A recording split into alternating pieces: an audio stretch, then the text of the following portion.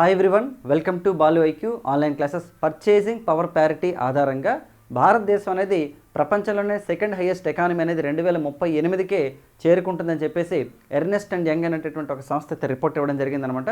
మరి భారతదేశం అంట ఆల్మోస్ట్ $34.2 ట్రిలియన్ జీడీపీని నమోదు చేస్తుంది, అంటే గ్రాస్ డొమెస్టిక్ ప్రొడక్ట్ని నమోదు చేస్తుందని చెప్పారనమాట.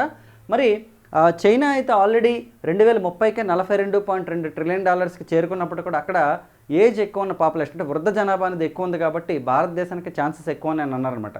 అయితే వీళ్ళు ఏ రకంగా తీసుకున్నారు మెజర్మెంట్స్ అంటే మనకి ఒకటి ఏజ్ అండి, అంటే 28.8 సంవత్సరాలు భారతదేశం యొక్క సగటు వయస్సు. అలాగే రెండో అత్యధిక సేవింగ్స్ రేట్ తీసుకున్నారు. అలాగే నెక్స్ట్ వచ్చేసి ప్రభుత్వం యొక్క అప్పులు తీసుకున్నారు. అలాగే జీడీపీ రేషియోలో తగ్గుదల. ఈ మెజర్మెంట్స్ని తీసుకొని భారతదేశ ఎకానమీ అనేది చాలా ఫాస్ట్గా గ్రో అవుతుంది. 2038కి మనం సెకండ్ పొజిషన్కి వెళ్తామని చెప్పేసి చెప్పడం జరిగిందనమాట.